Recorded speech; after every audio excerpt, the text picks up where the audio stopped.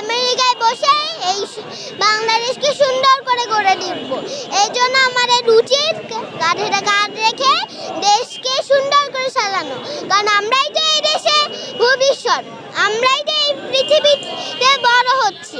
এই জন্য আমি তো কিছু বুঝি না, তোমরাই তো অনেক কিছু বুঝো।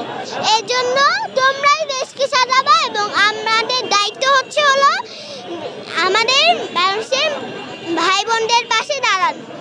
আমার খুব ভালো লাগছে এবং ভাই বোনদের যেই শ্রদ্ধা জানানো হচ্ছে, সেই শ্রদ্ধা জানানোর জন্য আমি এখানে এসেছি। ইয়েস, আমি তাদের জন্য খুব দ্রুত বিচার চাই। আলহামদুলিল্লাহ, খুব ভালো লাগছে, কারণ আমাদের উচিত সবাই সবার জায়গা থেকে এসে কাঁধে কাঁধ রেখে সবাইকে সাহায্য করা। এই জন্য আমি খুব খুশি হয়েছি।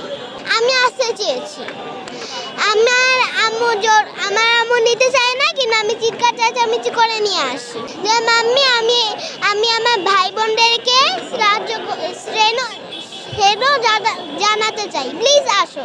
ধন্যবাদ দিতে চাইনি, জোরাজোরি করে নিয়ে এসেছি।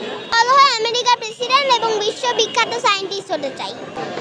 আর যেগুলো আমাদের ভাই বোনদের কষ্ট হচ্ছে, যেগুলো আমাদের ভাই বোন গুলি খেয়ে শহীদ হচ্ছে, সেখানে আমি পাশে দাঁড়াতে চাই।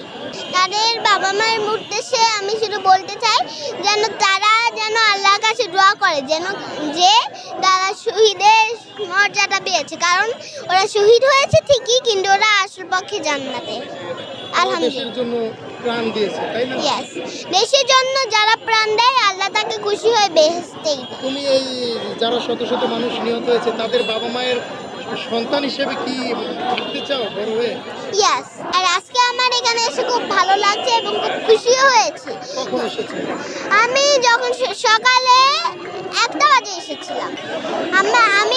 আমি খুব খুশি হয়েছি যে আমার ভাই বোনরা এখন এখানে আছে, কারণ আমি আজকে শুনেছি যে আমার ভাই বোনদেরকে আজকে এইটা আমাদের ভাই বোনদেরকে আজকে প্রিয়শ্রমী জানানো হবে।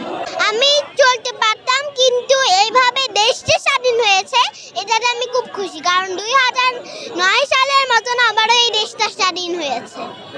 এখন আমি আমাদের এই দেশটাকে খুব ভালোবাসি।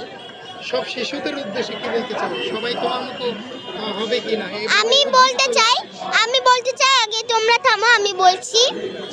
তোমরা যারা ছোট আছো, তোমরাও বলি, আমাদেরকেও বলি, তোমরাও যে যার জায়গা থেকে আসো, এসে আমাদের ভাই বোনদের কাঁধে কাঁধ রেখে পাশে দাঁড়াও।